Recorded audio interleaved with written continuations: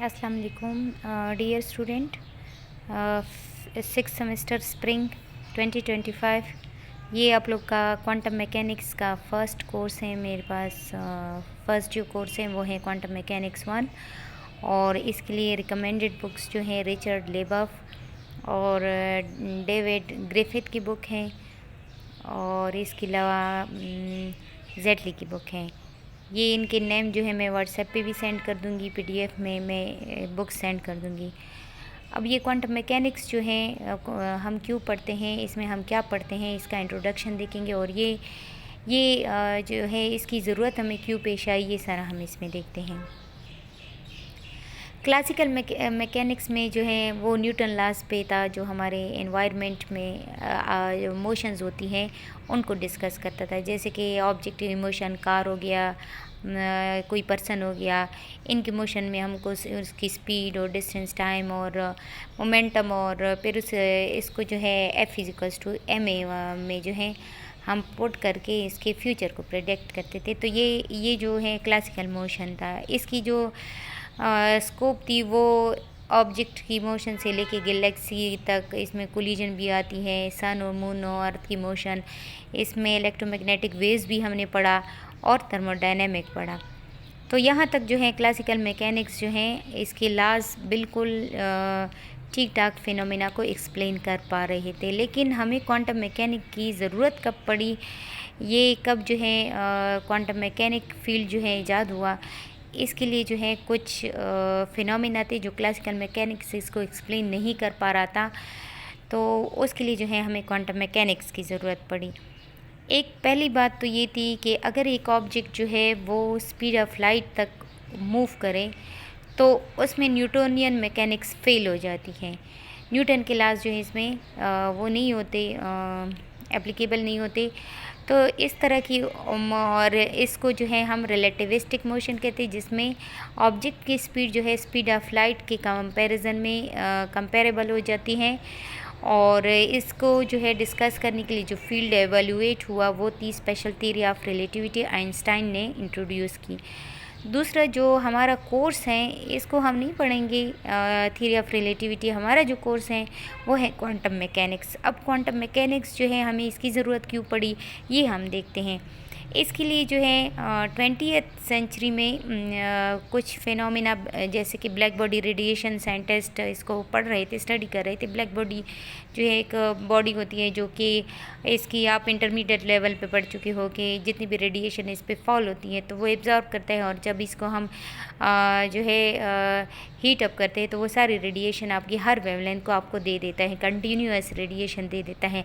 अब ये जो ब्लैक बॉडी से जो रेडिएशन इमिट होती है इसका एक कर्व था, इसमें जो है ये कर्व जो है क्लासिकल मैकेनिक इसको एक्सप्लेन करने में फ़ेल हुआ। इसको आप गौर से सुने कि ये कहाँ पे फ़ेल हुआ। ये जो ब्लैक बॉडी रेडिएशन होती है वो एनर्जी कैरी करती है, तो इसको हम एनर्जी डेंसिटी कहते हैं। एनर्जी डेंसिटी का ग्राफ वेवलेंथ या फ्रीक्वेंसी के साथ आपने लेना होता है, ठीक है। तो ये ग्राफ जो है हमारे पास इस तरह एक पीक होता है, और इस पीक पे जो है अल्ट्रावायलेट रेडिएशन कैटास्ट्रॉफी, यहाँ पे इसका मतलब ये मैं आपको समझाती हूँ। क्लासिकल मैकेनिक्स ये कह रहा था कि अगर जो है हम जो है वेवलेंथ शॉर्टर की तरफ वेवलेंथ शिफ्ट होती जाए, मींस कि ये जो रेडिएशन कर्व है इसमें ये जो रीजन है यहाँ से वेवलेंथ जो है शॉर्टर होती जाती है, तो एनर्जी डेंसिटी जो है हमारे पास इंक्रीज़ होती है। लेकिन यहाँ पे एक पीक आता है अल्ट्रावायलेट पे, तो इस पीक पे ये कहते हैं कि यहाँ पे ये जो एनर्जी है ये इन्फिनिटी को पहुँच जाती है, और आपको पता है कि एनर्जी जो है वो कभी भी इन्फिनिटी पे नहीं पहुंचती। यही इसका जो है क्लासिकल मैकेनिक इसी बात को एक्सप्लेन नहीं कर पाई थी, और इसी को हम जो है अल्ट्रावायलेट कैटास्ट्रॉफी कहते हैं। अगर ऐसा वाकई में होता कि हमारे पास एनर्जी इन्फिनिटी होती तो आपका जो E1 माइक्रोवेव ओवन है उसमें अल्ट्रावायलेट रीजन पे जो रेडिएशन इमिट होती है वो भी हमें इन्फिनिटी अमाउंट ऑफ एनर्जी देता, लेकिन आपने देखा है कि ऐसा पॉसिबल नहीं है।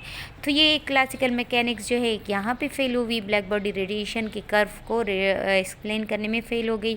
दूसरा जो इसका फेल्यूर था वो था फोटो इलेक्ट्रिक इफेक्ट।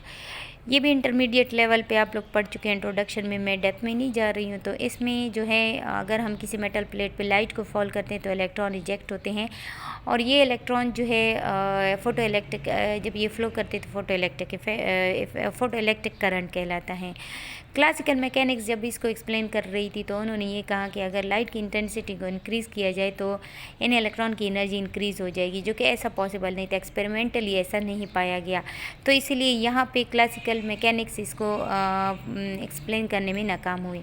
अब क्वांटम मैकेनिक्स कहाँ से इंट्रोड्यूस हुआ, इसका एवोल्यूशन या जो ओरिजिन है ना, वो यहाँ पे आया जब जो है प्लांक्स ने फर्स्ट टाइम एक आइडिया दिया कि ये जो ब्लैक बॉडी रेडिएशन को एक्सप्लेन करने के लिए प्लांक्स ने ये बोला कि ये हम ब्लैक बॉडी रेडिएशन में ये पढ़ेंगे ना, कि उन्होंने ये कहा कि जो रेडिएशन होती है वो जब एक एटम जो है वो एक बॉडी के अंदर एटम मौजूद, एटॉमिक लेवल पे एटम्स जो होते हैं वो टाइनी ऑसिलेटर होते हैं, और जब ये ऑसिलेट करते हैं तो ये रेडिएशन इमिट करते हैं, और इन रेडिएशन की एक ख़ास एनर्जी होती है, क्वांटाइज्ड एनर्जी होती है, E=h μ, या आपने इंटर पे भी पढ़ा है।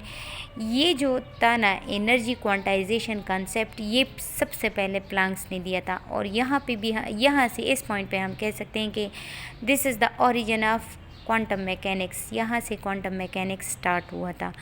अब जो है एनर्जी क्वांटाइज्ड है, तो इसके बाद जो एक्सप्लेनेशन इस बेस पे ब्लैक बॉडी रेडिएशन को भी एक्सप्लेन किया गया और फोटो इलेक्ट्रिक इफ़ेक्ट को भी एक्सप्लेन किया गया। इंशाल्लाह आगे हमारी लेक्चर्स में जो है नेक्स्ट जो हमारा टॉपिक है वो ब्लैक बॉडी रेडिएशन है, जो हम क्लास में पढ़ेंगे।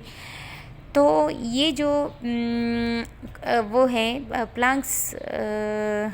प्लांक्स क्वांटाइजेशन जो कंसेप्ट है, ये टाइनी जो हमारा वो है सब एटॉमिक लेवल पे जो स्टडी होती है तो उनके लिए ये है। तो इट मीन्स कि जो हमारा एनवायरनमेंट में मोशन है वो इससे उसकी मैक्रोस्कोपिक वर्ल्ड हमारी अलग है, उसके लिए क्लासिकल मैकेनिक्स ठीक है, क्लासिकल मैकेनिक्स अपनी जगह ठीक है, गलत नहीं है, लेकिन माइक्रोस्कोपिक वर्ल्ड जो है हमारी, जो एटॉमिक लेवल है, इलेक्ट्रॉन हो गया, प्रोटॉन, न्यूट्रॉन, इस लेवल पे जब हम जो है इनको स्टडी करते हैं तो तब जो है क्लासिकल मैकेनिक्स की लॉज इस पे एप्लीकेबल नहीं होते, उनकी अपनी एक वर्ल्ड है तो इनकी अपनी एक लॉज होंगे ना, तो वो सारे जो हैं क्वांटम मैकेनिक्स में आते हैं। तो जो है क्वांटम मैकेनिक्स में ये इशू थे, ये तो एक तो ये है। दूसरा पॉइंट ये है कि क्लासिकल मैकेनिक्स इसको भी एटॉमिक स्ट्रक्चर को भी एक्सप्लेन नहीं कर पा रहा था कि वो स्टेबल हैं। वो जो है आपने पढ़ा है ना उसमें कि अगर इलेक्ट्रॉन जो है वो अपने ऑर्बिट में रिवॉल्व करता है, तो क्लासिकल मैकेनिक्स ये कह रहा था कि जब एक्सेलरेटिंग इलेक्ट्रॉन होता है वो न्यूक्लियस की गिर जो है रिवॉल्व करता है तो वो एनर्जी रेडिएट करता है। ठीक है, ये एटम, ये न्यूक्लियस है और ये ऑर्बिट है, इसमें इलेक्ट्रॉन जो है वो रिवॉल्व कर रहा है तो वो एनर्जी रेडिएट करता है ना। तो क्लासिकल मैकेनिक्स ये कह रहा था कि अगर ये एनर्जी रेडिएट करता है तो एक टाइम पे ऐसा आएगा कि वो जो है न्यूक्लियस के अंदर गिर जाएगा, तो ये न्यूक्लियस तो डिस्ट्रॉय हो जाएगा, जो कि ऐसा नहीं है। हमने देखा है कि हमारे एटम तो स्टेबल हैं। तो ये भी जो है क्लासिकल मैकेनिक्स से इसको एक्सप्लेन नहीं कर पाया, क्वांटम मैकेनिकली ये जो है जितने भी लॉस थे ये इस पर एप्लीकेबल हो रहे थे। तो आज का हमारा जो है why we need quantum mechanics, ये मैंने जो है आज का हमारा लेक्चर था। इंशाल्लाह आगे जो है हम वो पढ़ेंगे कि ब्लैक बॉडी रेडिएशन क्या होती है, डेप्थ में क्वांटम मैकेनिक्स को भी पढ़ेंगे। कल आप लोगों ने क्लास में ज़रूर आना है। ठीक है, थैंक यू।